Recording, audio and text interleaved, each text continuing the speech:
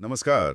आज हम भारत के इतिहास के ऐसे दौर की बात कर रहे हैं जब दुनिया की कई ताकतें यहाँ अपनी किस्मत आजमाने आ रही थी। हाँ बिल्कुल। हमारे पास जो जानकारी है वो 1498 से 1757 तक के, मतलब खास तौर पर यूरोपीय शक्तियों के आगमन और फिर वो जो 1757 का प्लासी युद्ध हुआ उस पर है। कोशिश यही है समझने की कि ये सब हुआ कैसे, ये यूरोपीय व्यापारी यहाँ पहुंचे कैसे और फिर खासकर ब्रिटिश ईस्ट इंडिया कंपनी ने शुरुआती राजनीतिक पकड़ कैसे बनाई। और इसकी शुरुआत होती है 1498 में वास्को डी गामा के कालीकट पहुंचने से। हाँ, कहते हैं वो एक लम्हा था जिसने भारत के इतिहास की दिशा ही बदल दी। बिल्कुल, वो एक टर्निंग पॉइंट था। देखिए 15वीं सदी में यूरोप में भारत के मसालों, रेशम, इन चीजों की जबरदस्त मांग थी। अच्छा। पर सारा व्यापार जो था वो अरब और वेनिस के सौदागरों के कंट्रोल में था। तो यूरोपीय देशों को ये महंगा पड़ता था। वो चाहते थे कि कोई सीधा रास्ता मिले भारत तक, समंदर के रास्ते। हाँ, और इसी चक्कर में तो कोलंबस निकले थे पश्चिम की तरफ और पहुंच गए अमेरिका 1492 में। सही बात है, लेकिन वास्को डी गामा ने दूसरा लंबा रास्ता लिया, अफ्रीका का पूरा चक्कर काटकर केप ऑफ गुड होप से होते हुए। और कहते हैं किसी भारतीय नाविक ने मदद भी की थी उनकी, अहमद इब्न माजिद। हाँ, एक गुजराती नाविक थे। उनकी मदद से वो 1498 में कालीकट, मतलब आज का कोझिकोड, केरला पहुंचे और यहीं से समझिए यूरोपीय दखल का नया चैप्टर शुरू हुआ। तो सबसे पहले कौन आए थे?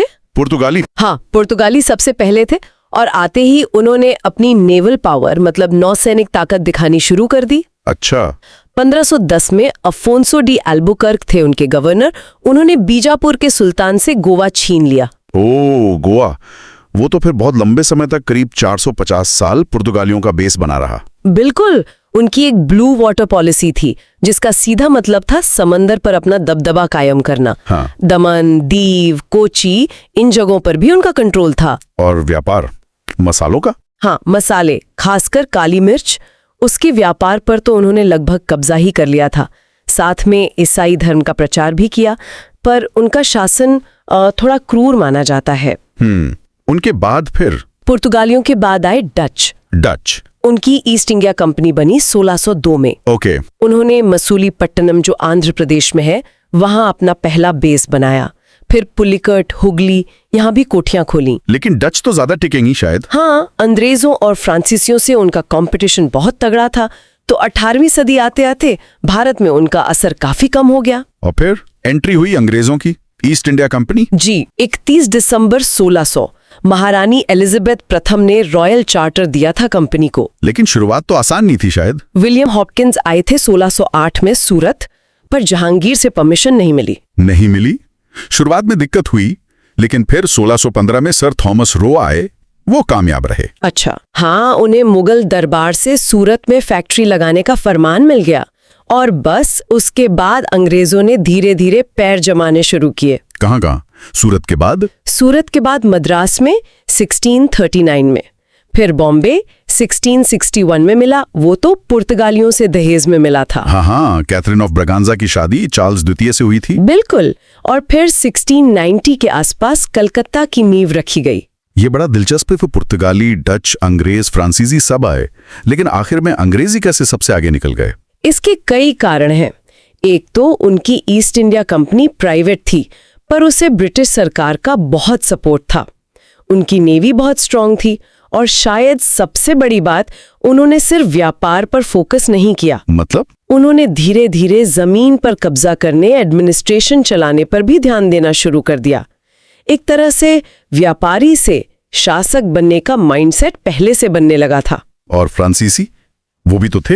हाँ, फ्रांसीसी उनके सबसे बड़े कॉम्पिटिटर थे। उनकी कंपनी बनी 1664 में। पांडिचेरी, चंद्रनगर, ये उनके मेन सेंटर थे। लेकिन 18वीं सदी में अंग्रेजों से उनकी लड़ाइयाँ हुई, कर्नाटक युद्ध जिन्हें कहते हैं। और उसमें फ्रांसीसी हार गए।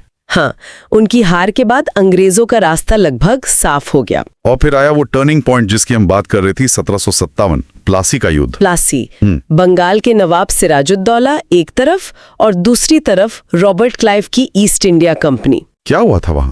ये सीधी लड़ाई कम, एक षड्यंत्र ज्यादा था। क्लाइव ने नवाब के सेनापति मीर जाफर उसको अपनी तरफ मिला लिया था। ओह, मतलब अंदर ही अंदर सेटिंग कर ली थी। बिल्कुल, नवाब बनाने का लालच दिया। 23 जून 1757 को प्लासी के मैदान में नवाब की फौज तो बहुत बड़ी थी, करीब 50,000 सैनिक। अंग्रेजों के पास 3-4 हजार ही थे। तो फिर जीते कैसे अंग्रेज? मीर जाफर, उसकी टुकड़ी लड़ाई में शामिल ही नहीं हुई, वो बस खड़ी देखती रही।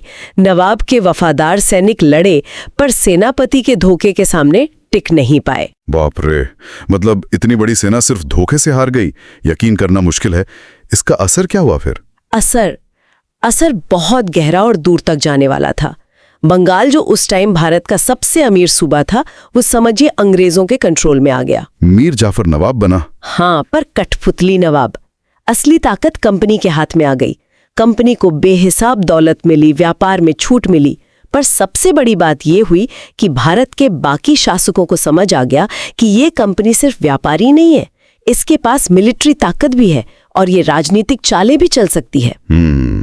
यही से वो रास्ता खुला उनके शासक बनने का।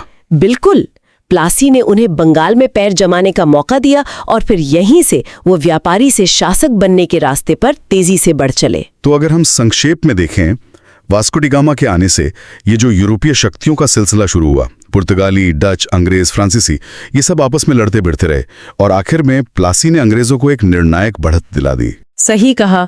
और प्लासी तो, जैसा मैंने कहा, बस शुरुआत थी। इसके कुछ साल बाद ही बक्सर का युद्ध हुआ, जिसने कंपनी की स्थिति को और भी ज्यादा मजबूत कर दिया। बंगाल, बिहार, उड़ीसा की दीवानी, मतलब टैक्स वसूलने का अधिकार, उन्हें मिल गया।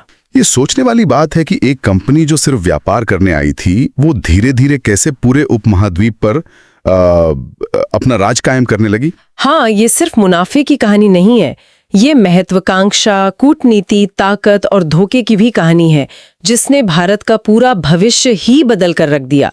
सोचने के लिए ये काफी है कि कैसे बाहरी ताकतें आंतरिक कमजोरियों का फायदा उठाकर हावी हो जाती हैं।